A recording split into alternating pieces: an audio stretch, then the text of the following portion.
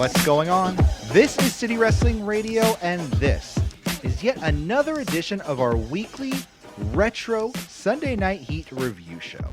I'm your host. I'm Corey Smith. I'm hanging out with my main roster mate, Mr. Jose Oseguera, he's right over there.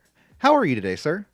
I'm doing very well. How are you doing? And just as important, how's everybody out there doing in YouTube land, in podcast land, in digital land, in stay-at-home land?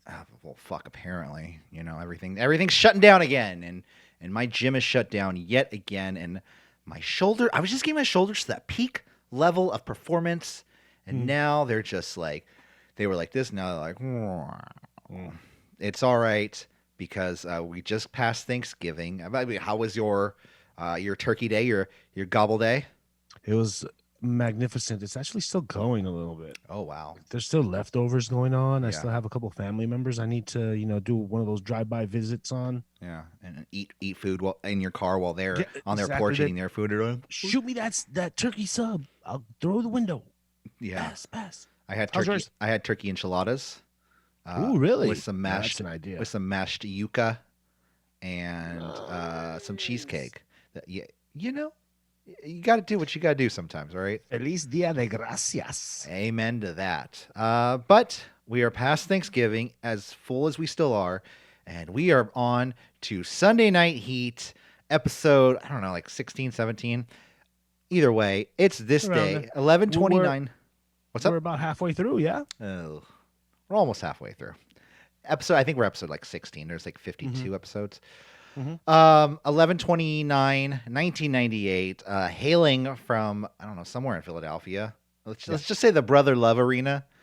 I don't know. Sounds good to me, yeah. Yeah. So, like I said, taking place there, which, I will confirm this, looking up notes for the show, old notes, old Wrestling Observer newsletters, is that I can confirm, and I think with watching the show, that Heat was taped separately from Raw. Yeah, okay. Because A, the stage is that house show stage, B, when I looked at the actual card, like what we saw was like the middle of the show for them. Okay. Okay.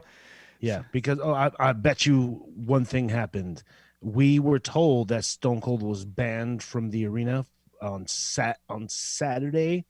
So he won't be showing up. I'm sure he showed up at the end of the full show. Yeah. I think he beat the Undertaker and the Undertaker, The Rock, and Kane in like a fatal 4-way, which is like a preview match, I guess, for their match at Capital Carnage, I believe it is, a week from now. Awesome dark match. It's a match in London they're gonna have next week. But nonetheless, Sunday Night Heat. What did you think of this episode overall? I subtitled this show "Chaos."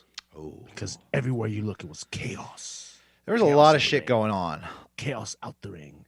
And run-ins galore. Yeah, a lot of things that I actually didn't remember. There's some things in this episode that I'm just like, wait, what? Like, did I completely miss this episode? Like, and even with the Raw the week before, I feel like I missed that Raw and I missed this Sunday Night Heat. Like, my mom was like, you can't watch Heat this week. No wrestling for you, young man. And I'm just like, oh, shucks, Ma. Godfather revealed his penis on this show. Val Venus. Oh, I was like, wait, what? What just happened? Wouldn't it have been a cool storyline if they revealed that the Godfather's penis has been Val Venus this whole time? Yeah, well, I mean, I know it sounds very, ECW / Joey Ryan 2019. That sounds like Talking Shop of Mania right there. But you know what? I feel like the Godfather, he doesn't get high on his own supply. I don't think he does. He might. Well, he might. The guy playing Godfather definitely might. Yeah. But nonetheless, it was a weird show because there was a lot of stuff just happening left and right, and it was the beginning of some stuff, like the very beginning of some stuff, and like I said, some stuff that I don't even remember happening. So we're gonna well, Rock Bottom wasn't fully booked, and I think that what they're doing right now is heading to fill out the card. Yeah. Yeah. Oh no, definitely. Along with some other weird angles they're going for. So Mm-hmm. let's get right into it. Before we do, check us out on Twitter, Facebook, Instagram at City Wrestling Radio on Instagram and Facebook, at CWR415 on Twitter. So nonetheless, I don't want to waste any more time. Let's get in to Sunday Night Heat. It was the first Union Center. Sorry, I don't know. I wrote it down okay. apparently. So the first Union Center in Philadelphia. Michael Cole and Corny. Jim Cornette is back on commentary to for State better, the obvious a lot of times, better. yeah. I think because I enjoy Jim Cornette on these shows. Not gonna lie.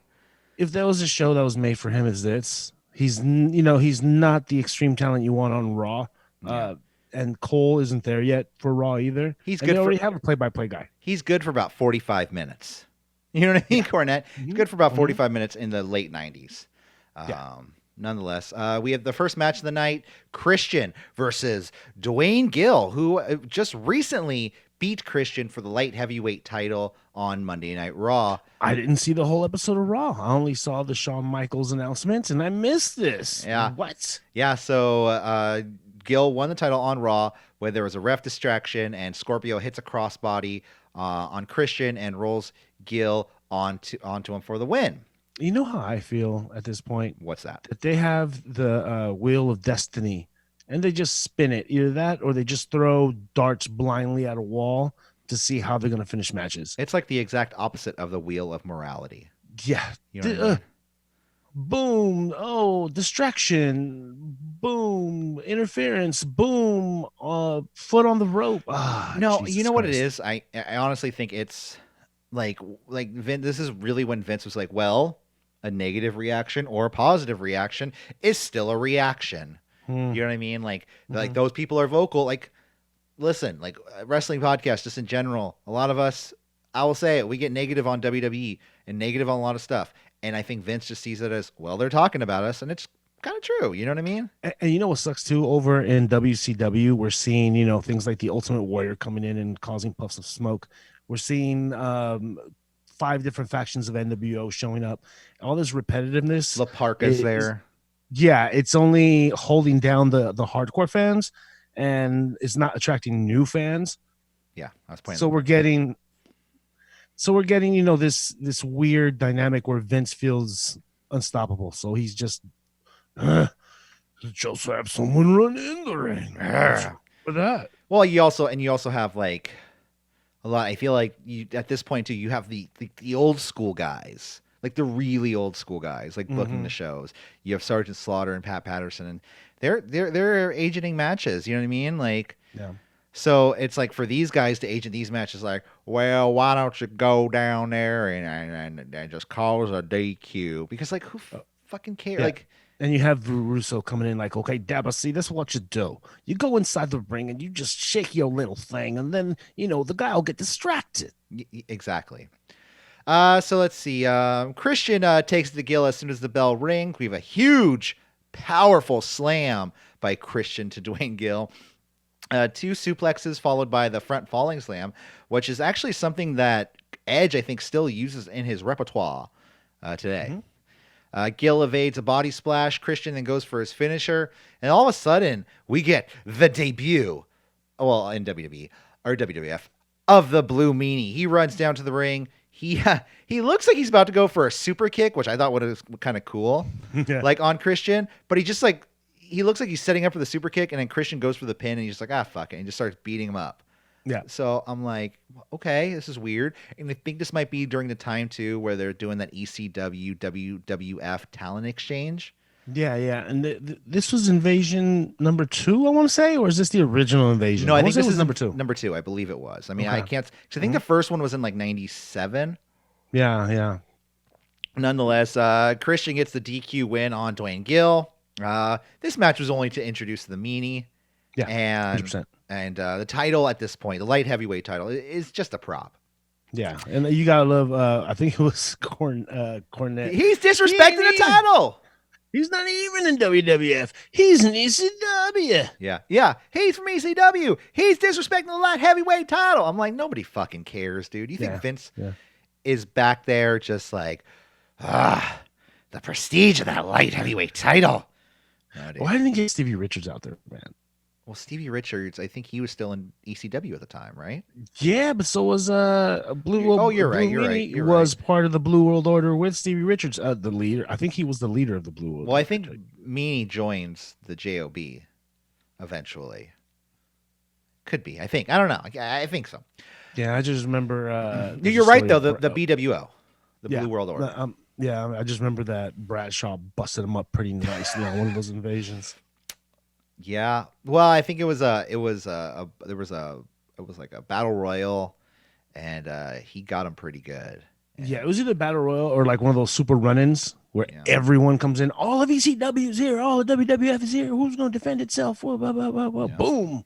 Blue Meanie catches one. Doesn't know what happened. He's in the corner. Like, oh. And I think it was like, I can't remember the exact story, but I think it was something like JBL like was already like threatening like, hey, I'm gonna come after you at that match. You know what I mean? Yeah. But nonetheless, Blue Meanie does make his debut in the WWF, shaking what he's got because he's a fat guy in a crop top. That's primarily what he's there for. Yeah. Because Golga's not going to be around much longer, I don't think. So then we have D'Lo Brown versus Steve Blackman. D'Lo finally has new music. I think they heard me crying from 21 years and 51 weeks about them having The Rock's music still. But he finally has new music, so right on. Yeah. But you know what? I noticed the Rocky Maivia must have been trained by D'Lo in some form or shape, because I noticed a strong similarity in the way he like bends his neck and does this look into the camera and almost like an eyebrow. Yeah. A lot of mannerisms that The Rock may have picked up from this guy. You mean D'Lo? Yeah, a lot of stuff that D'Lo does. Yeah, that The Rock picked up on. Yeah, definitely. Well, I mean, they were in the stable, the New Nation together, so I could see them kind of just working together and working on stuff. The one problem I have with D'Lo is that every match I've seen of his recently, it's beat down. He'll beat down on somebody, and then they'll boo him, and he'll just get on the corner turnbuckle. He's like, you fans, ooh. And then he'll beat down. He'll beat down. Yeah, I mean, then it'll just happen again, like 2 or 3 times, and I'm just like, dude, just stop. Like, I get it. You want to do that thing where you're building the heat, but actually build heat. Don't sit there and just like yell at the fans, I don't know. These two men go back and forth, exchanging slams and strikes.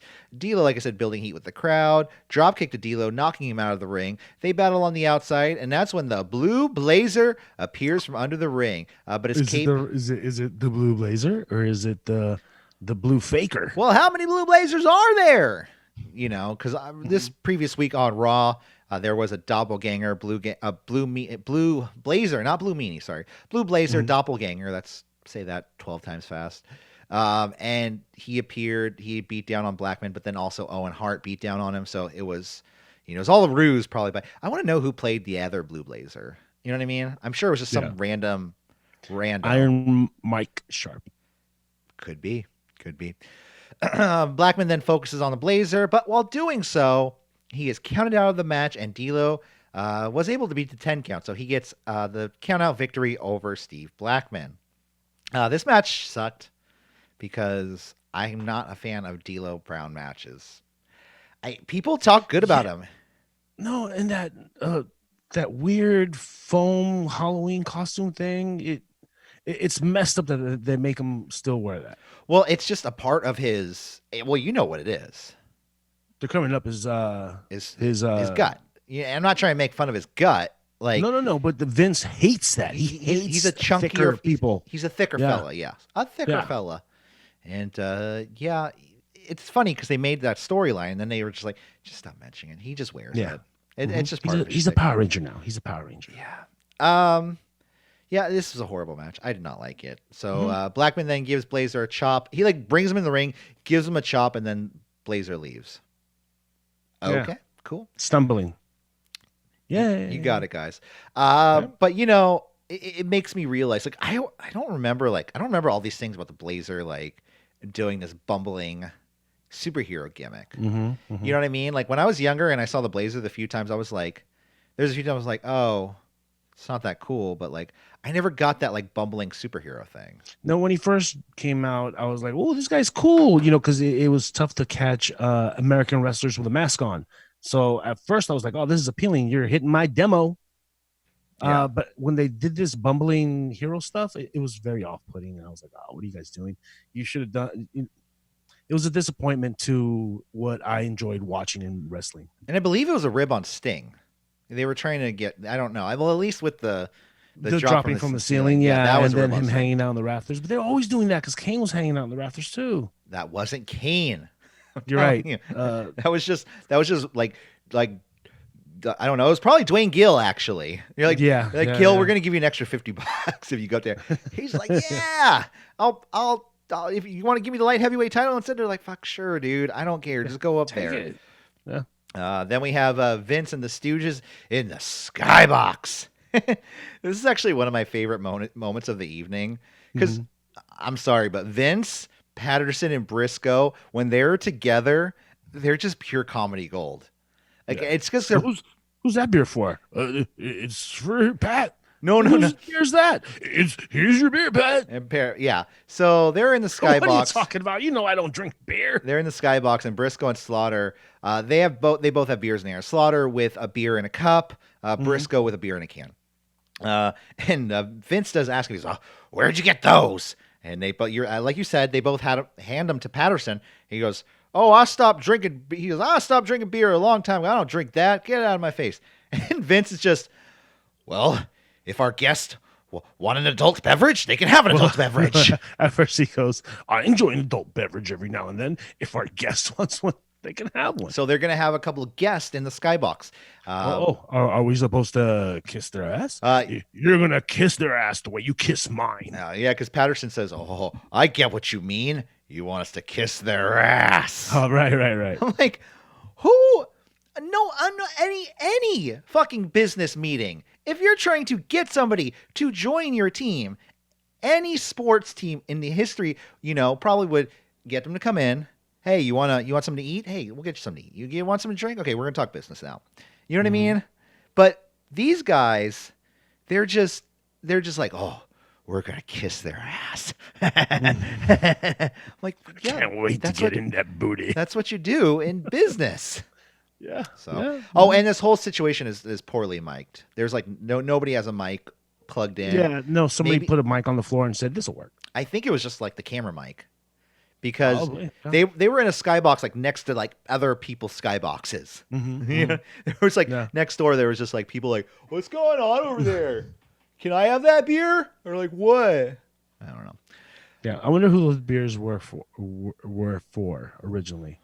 It was for Slaughter. And, it was probably Briscoe, right? It was their own. I feel like they just grabbed them and they just had them in their hands, and like they really were meant for what they were used for. I think it was an executive Skybox joke. They're taking advantage of the company Skybox. Yeah. So they both ordered their own beers. Yeah. Hey, yeah. At that point, you got to. I mean, that's my best guess. With WWE stuff, you really have to connect the dots to make it better. yeah. Not just like they had beers, then they didn't have beers. That was fun. Yeah. Next up, we have the Oddities with Kevin Kelly backstage this past week. But before we get a rewind. Yeah. I didn't write that down. We have the WWF Rewind, sponsored by some bullshit. It's the rewind of the ICP turning their backs on the Oddities. I don't know why. Like, the only thing I got from this was it Jay or I don't know. One of the blonde guy. He got knocked out of the ring by Golga by accident, and then all of a sudden ICP starts beating up on the Oddities. I'm like, okay, that was like your one thing that you were over with. Now you're heels with the headbangers. You know what I mean? I don't think that Vince liked the fact that they were over. No, they got over on their own, and he didn't want them to be over. I mean, does he want the Oddities to be over? No, he wants the Oddities. He put them together because they were oddities and named them Oddities. Fucking Golga has a Cartman doll he comes out with. Cartman. And I love how I fucking get it? Cornette. According to Cole? Well, Cornette tries to make a Cartman joke, like he tries to say something, like some South Park line. I don't even remember what it was, but was like, "You stole his cheesy poops." I was like, Mm-hmm. Cornette. Just at that point, I was like, "That." And he doesn't watch the show. He just saw that on somebody's shirt. Yeah. So the oddities are with Kevin Kelly and like I said, this past week on Raw, ICP Eternal, the oddities joined with the Headbangers. Luna Vachon, she gets a mic for the first time I think in a long time. Am I wrong for saying this was awesome? This was pretty awesome. So good. It was so good, but it was so like her voice is just it's just like ugh. It's so afterwards, she was like, she's like water. She says scum does sink to its own level, and those damn clowns, they are. Oh, you're not even gonna try to. Okay, I'll try. No, you're gonna hurt yourself. No more podcast for you. Yeah, right. Well, she says scum sinks to their own level, and those clowns, they are scum. Okay, I'm good. Yeah, I think I'm good. And the way she was grabbing her hair too to sell the fact that she got it chopped off, that was good too. Dude, that was so fucked up. Yeah, like they cut her hair off. That was like something that I'm like. Well, I'm calling her sell good, not the cutting of the hair of the weave. Well, I think she was. Maybe she was just like, you know what? I want to cut this weave off. I don't want this long blonde. 100%. Yeah, I'll just have. But the way she was like, and she says she challenges the ICP and the Headbangers to a 4-on-4 match at Rock Bottom. She says, "Can't wait for that match." She says the freaks are angry, and that's when fucking Kurgan. He's like, an angry freak isn't necessarily a bad thing. And then you see, not Golga, but what's the other guy? The Giant Silver. And he's just like, yeah. He was like Kerrigan or something like that. Yeah. Right? Kurgan, yeah, Kurgan's the one with the beanie or with the the fucking tie dye shirt. Silva. Yeah, Giant Silver was the one going. Oh, we're not doing this no more. Oh God. You know what? Looking back on the oddities, they seem like some good fellas. I haven't heard any stories like they're like fucking Golga used to fucking get so coked. You know what I mean? Like, yeah. And they got to drink everybody on the table. They got over on their own, and they just did their job. Like, and they entertained us. Like, come on. Like, what's not to love about the oddities? The oddities might win the retro award this year on the CW. Being that this is a carny business and you got some carnies to do some carny shit, you're gonna get over. Yeah, you're right. You're absolutely right. So then that leads into our next match: the Headbangers versus the team of the Godfather and his penis and his penis, Val Venus. Yeah. So the Godfather. First off, Godfather has a jacket. His jacket says "Pimpin' 420 style." What? And I'm sure Vince was like, 400 and you're pimping 420 times, aren't you, buddy? And he's like, yeah, Vince. Yeah. Not 365 days a year, but 420 days a year. Exactly. I like it. Godfather doesn't make his usual offer to the Headbangers because he says the big Valboski kept his ladies up all night long, and he's just going to kick the Headbangers' ass. Giving the ladies a day off, and I must say, these ladies look like professionals. I'm not saying they're real hoes, but they worked in the sex work industry for sure. They're not hoes, but they definitely got paid to have sex once or twice. Oh, maybe they danced. Maybe this is in the days of maybe, maybe they did a couple amateur Did they ever have peep shows in America?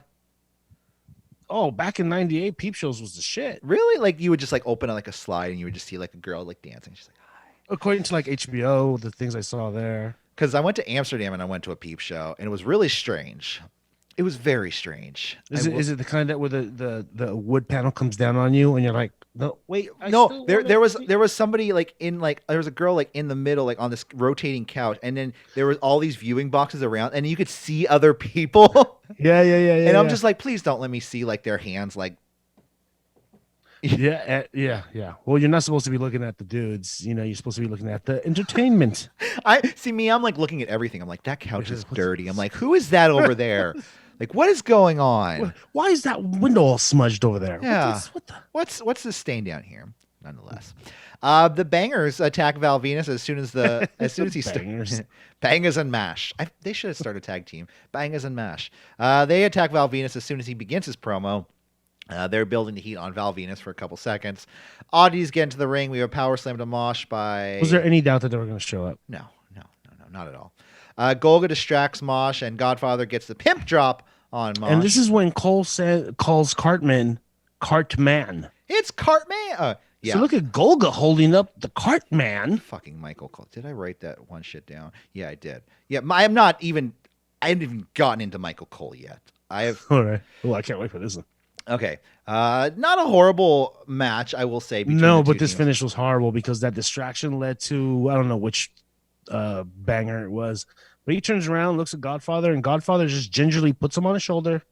Yeah. Walks him to the middle of the ring. Yeah. Does his finish. Yeah. And we go home. And the one thing I will say about this, the oddities, they didn't know. It seemed like they knew what they were fucking doing for a second.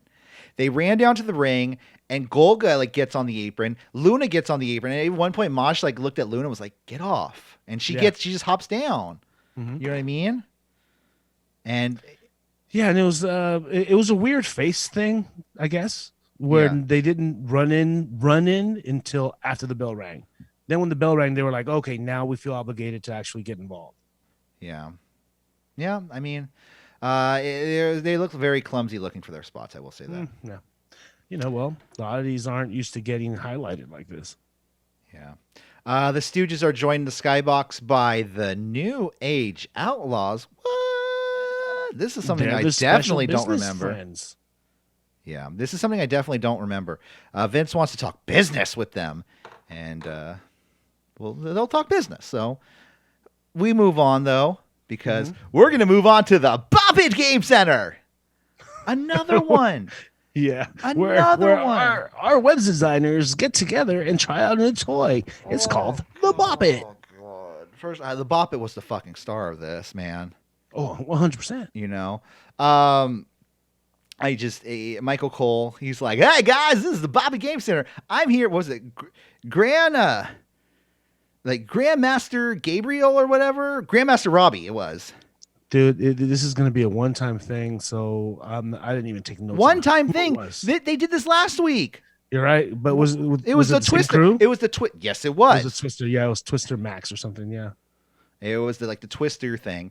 Twister Pro, Twister box. Travel. Let's just say Twister box. What do they call the thing in Hellraiser? What's the box called in Hellraiser? My Precious? No.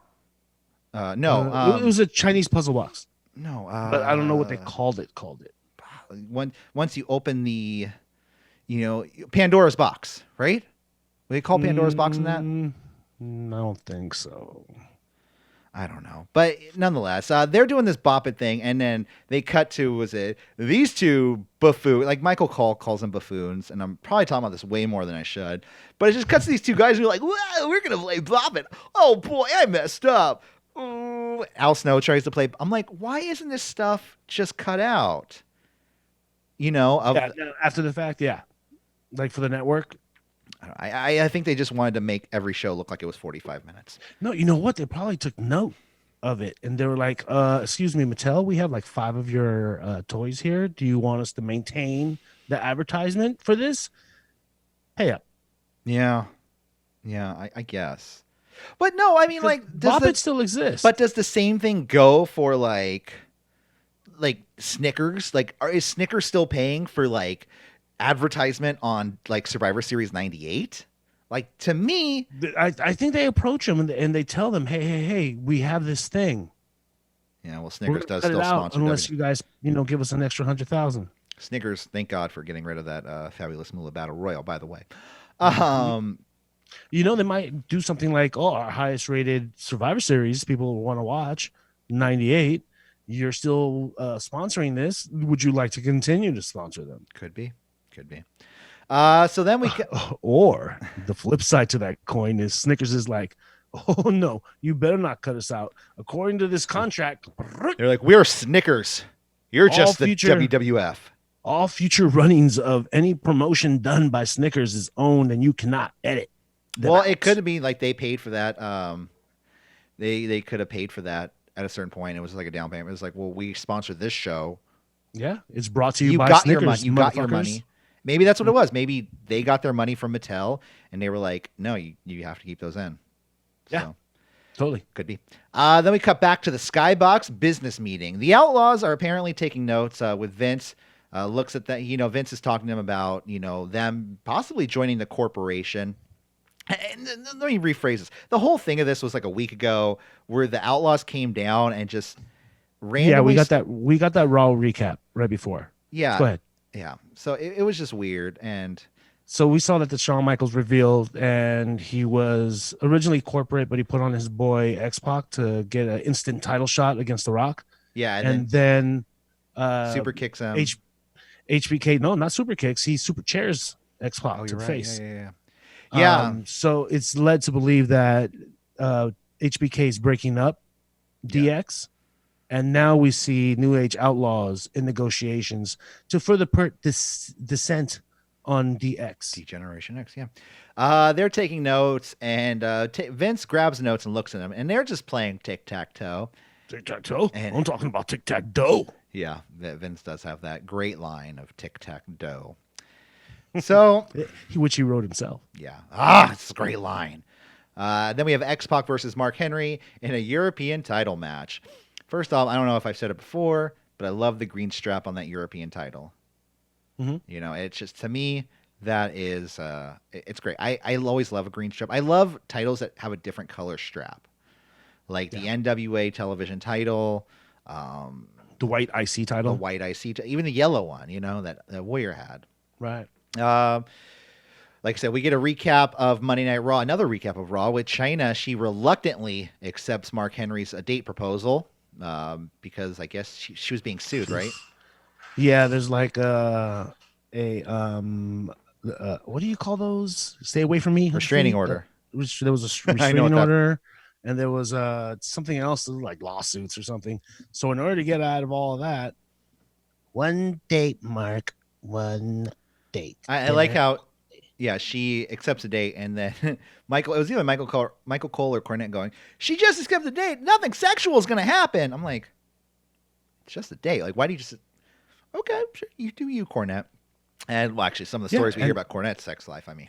Yeah, and not only that, but Mark Henry in a week or two is about to be known as Sensual Chocolate. Well, this week he was just known as, was it like the sensual one or the sexual one? Yeah. But he does His have, music is just so lame. well, it's like, yeah, it's before he has the sexual It's a chocolate. super stripped down rock theme. Yeah. He has another poem, though, for Chyna. He says, roses are red, violets are blue. I'm strong like you, and I'm strong like you. Your hair like midnight, your eyes like the shooting stars.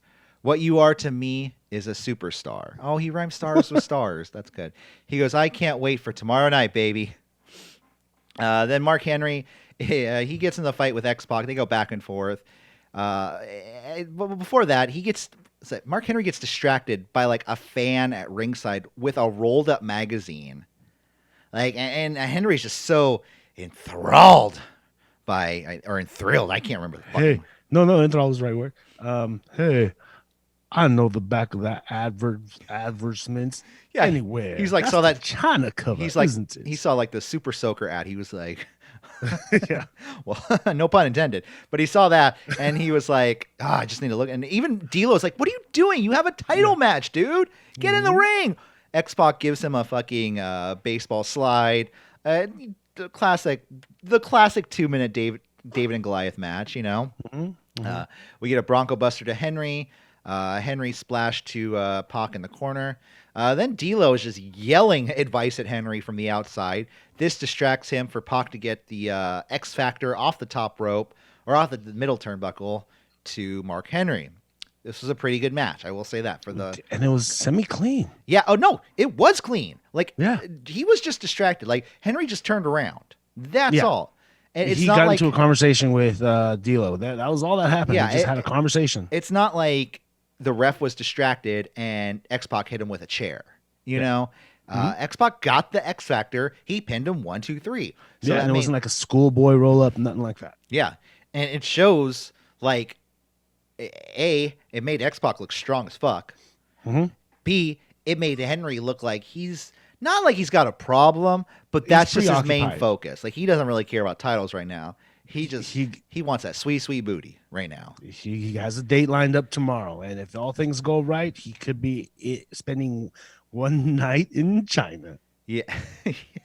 Well, no, here's the thing. Okay, I want to get into this because this whole story, this right here is really like, if you look at the future and what actually happens, not her death. I mean, obviously that sucks. No, we're not talking about But that. I'm talking about she had a relationship with X-Pac later. You know what I mean? And this is while she's with Triple H. So I wonder, like, how much of what X-Pac was saying was, like, really, like, from the heart. Okay, so Kevin Kelly gets in the ring to interview X-Pac, and he's like, wow, Mark Henry didn't seem very focused on your match tonight. And X-Pac's like, no, Henry.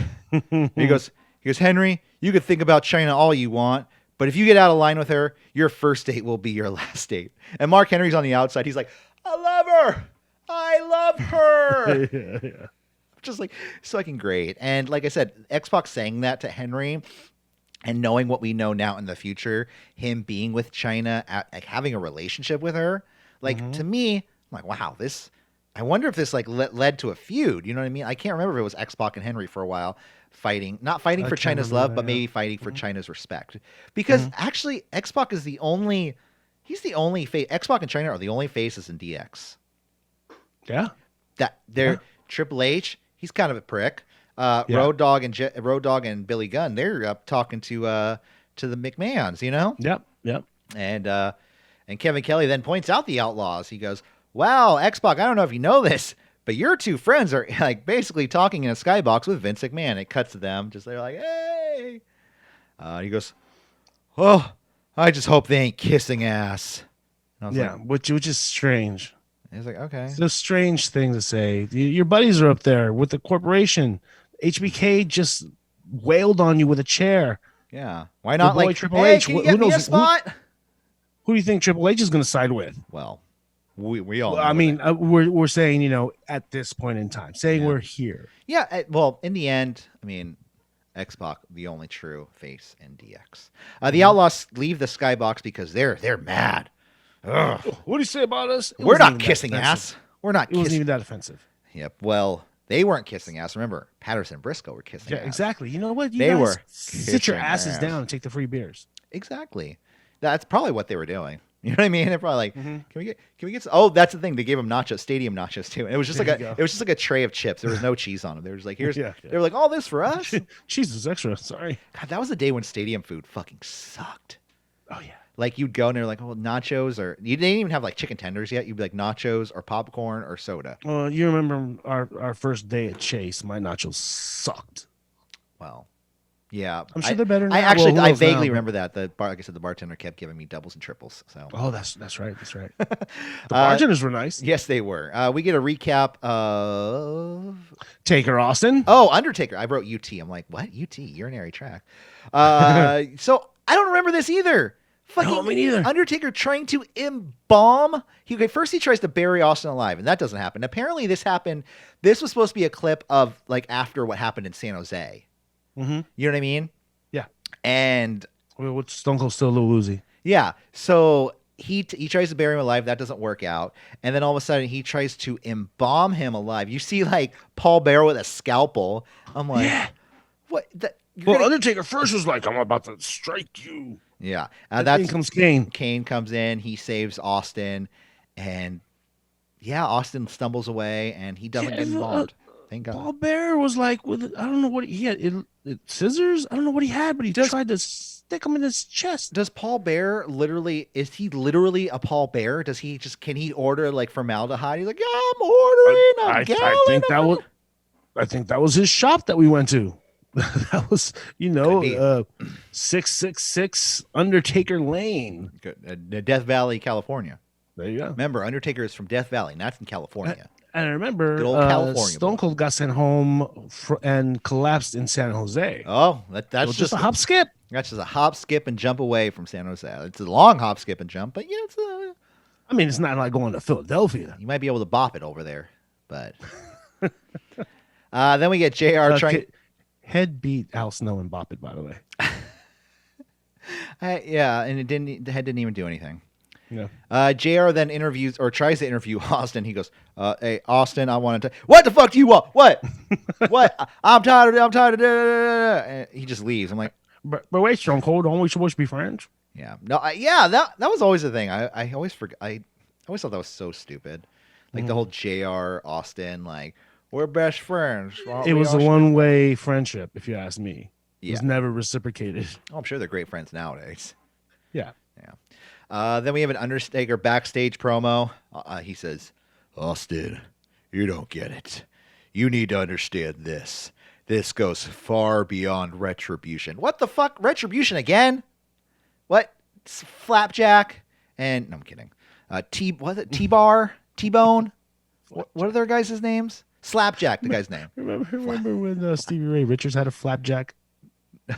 Oh, Stevie Ray on Havoc, right? in Halloween Havoc. Havoc Yeah. 98. If you haven't watched Havoc 98, our full review of that, click the link above. He threw it to Buff Bagwell, but that And- was like but- that was like They were a so staple. Yeah, go ahead. they were so like, he's got a flapjack. Like everyone knew what that was. I was like, what? Yeah, What the fuck's a flapjack? I never knew what a flapjack was. I'm just like, yeah, I never knew either. But Undertaker says, "You will be sacrificed because you've impeded on the progress of my ministry." So the first time he mentioned, I think this is the first time he mentions the ministry.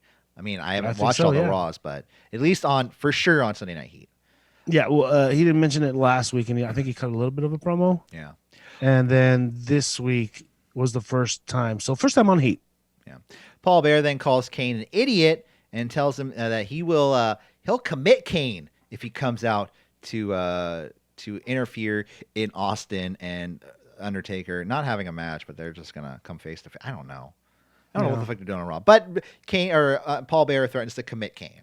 He has Yeah, and we, for some reason we find out that Stone Cold is actually turning the wheels and beginning to build this ministry. Austin or Undertaker, you mean, right? Undertaker. Yeah. Exactly. The Ministry of Darkness, which Because he would say things like that, my ministry, but not really mean anything by it. yeah. It fits my gimmick. But now it seems like he's actually building something. Well, solid. soon I think the Acolytes won't have Don Callis in their corner anymore. So You mean Jackal? the Jackal, yeah, with his fucking 12 coke nails. Mm-hmm. Oh, and then we have Jeff Jarrett presents. You know what really grinds my gears? Baseball. I hate baseball. What the hell is this? Okay, Baseball players chewing tobacco. so this I hate it. it's like a video. Okay, so WWF, they love their vignettes. They They sure they do. have some great ones too. William Regal, a real man's man. Those will go down in infamy. You know what I mean? As some of the For me, great. but a more famous one is the Mr. Perfect. Yeah, Nothing exactly. is better than the Mr. Perfect vignettes. Where he would get just net. He would hit the perfect tennis ball. He would. He hit deep softballs. He out would of the he would park. hit home runs playing baseball, not doing Man, baseball. I hate baseball players. Yeah, so then Baseball sucks. Jeff Jarrett, he goes, you know what really pisses me off is Mike Piazza and baseball and and the Yankees and ticker tape parades. And this is all set to like this bluesy 90s guitar riff where it's like and it's like sounds like something they would play on the background of Nash Bridges. Yeah, it sounded like they got the same guy that did the theme for the Four Horsemen back in the 90s. Yeah, but he was like, I'm gonna be a little bit more experimental with this. Yeah. It was bad, and then it was just funny because it's great. Just go watch it.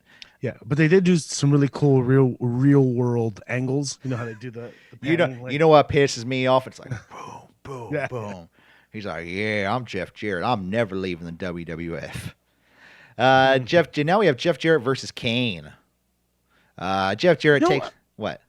I can't help to think, but Jeff Jarrett got a promotion, You think? right? It feels like it because he went from who was he fighting? He was fighting a whole bunch of just nothings. I don't know, but every time he loses, he just leaves the ring. You ever notice that?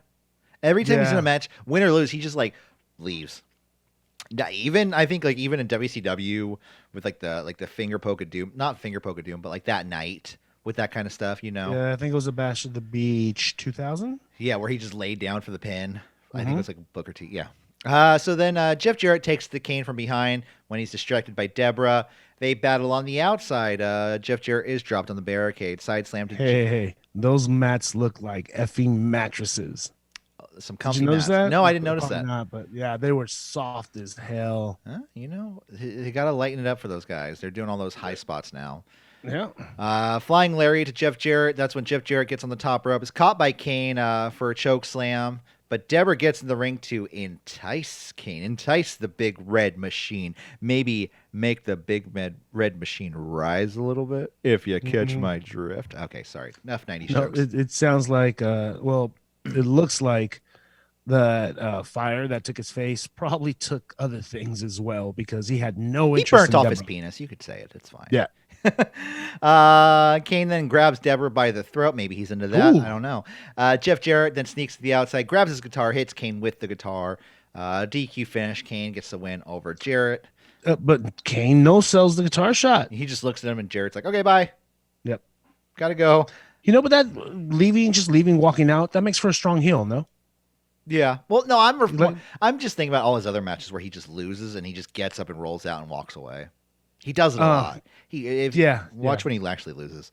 Yeah, no, I think he's saving face by doing that. So this was there was some actual wrestling in this match. It was like 1 minute, but it was decent. I'm not gonna rip on the match too hard. Yeah, but the cleanest finish we've gotten is a distraction, a semi-distraction earlier on with X-Pac and Mark Henry. Yeah. So we get another one of these interference matches. Chaos. Jeff Jarrett runs and Kane follows. Next up, we have all night we've been teased about there's going to be a special guest commentator. And they are. What? Put the brakes on. Why would a commissioner, a GM, an authority figure, Vince McMahon himself have to announce today we're going to have, I hereby decreed that there will be a special guest announcer? What? How is that special in any way? You know what? I don't know. Honestly, so much so that it needs to be announced at the beginning of the show and in the middle of the show. And now, for some reason, Michael Cole forgets that there was going to be a special announcer. Well, remember too, like Vince McMahon was like, "I'm going to hire a third party, like commissioner." Mm-hmm. You know what I mean? Yeah. Like,